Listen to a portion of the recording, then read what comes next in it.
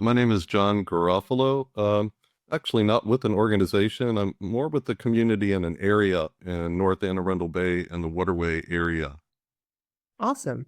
And can you give me a brief overview of the environmental justice issues going on in kind of the Anne Arundel Bay area and kind of why did you get involved with those issues?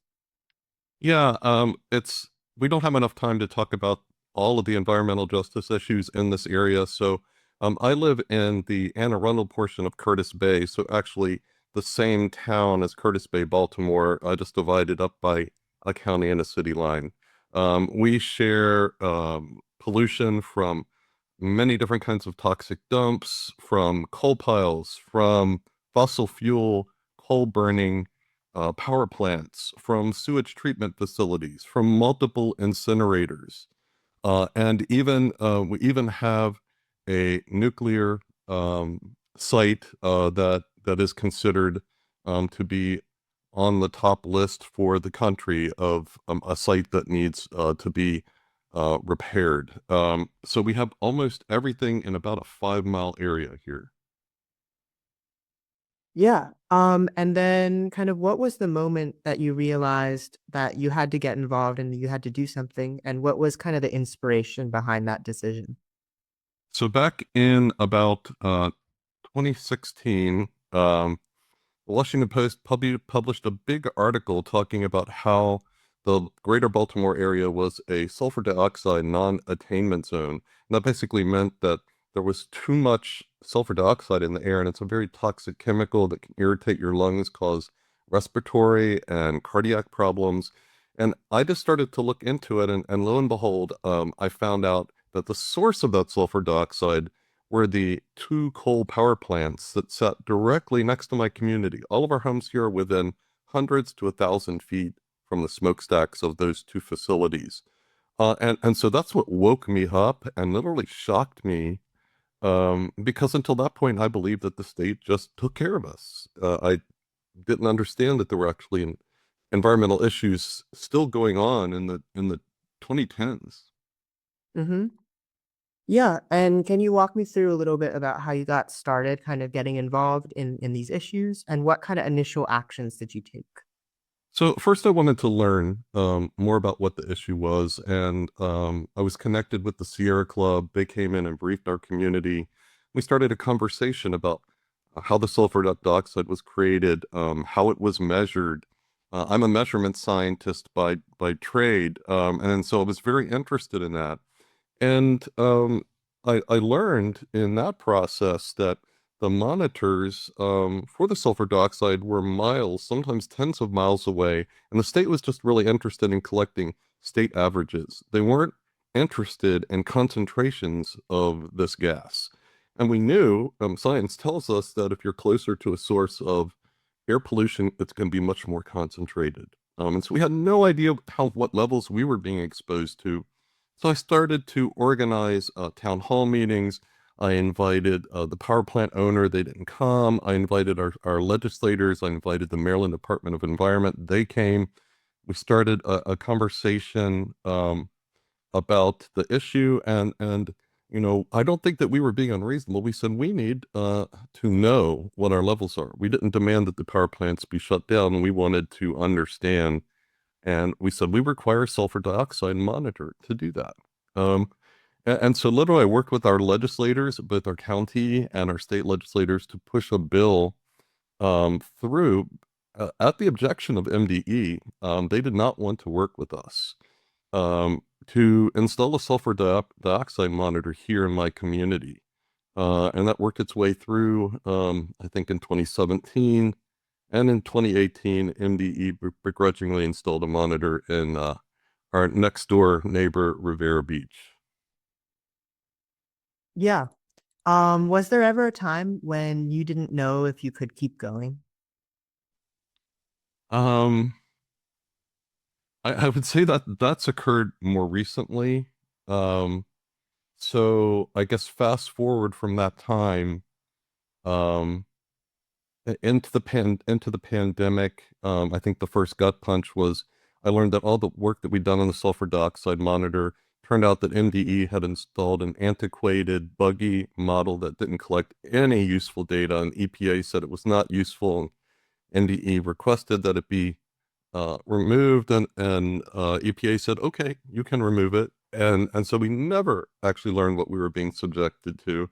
That was the first gut punch. And then um, I started working with an issue related to the Maryland Port Administration because they had created a plan to dredge up the shoreline off our communities within just hundreds of feet to bury contaminated dredge and collect useful, clean sand and gravel for transportation projects that they might be engaged in, or restoration projects they might be engaged in.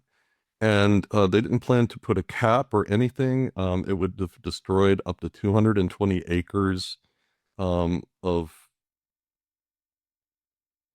the river. And we know that the Patapsco, we live on the Patapsco River. We know that it's extremely fragile. Every year we get health card grades for the Patapsco that show that it's a D or an E. It is never above that. And we thought to ourselves, our community, why in the world would the MPA want to unnecessarily destroy more river bottom than it needed to? And I learned that because I was investigating at the time how to obtain some sand for a living shoreline restoration that we were doing in my community. We had a highly eroded area right where Stoney Creek meets the Patapsco River, and we had heard that MPA had sand that they were willing to contribute to community shoreline restoration efforts. And when I talked to them about it, they were very excited about it. They hadn't actually had a successful project in that area in their beneficial reuse program.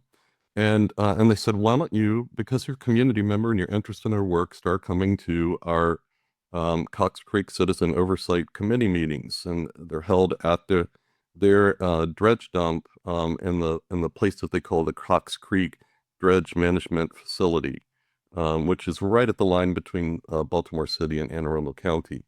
And it was in that meeting I learned about this project that they intended to engage in called Confined Aquatic Disposal, or CAD, where they would massively dig up the floor of the river and um, expose us and the aquatic life to high levels of contaminated material.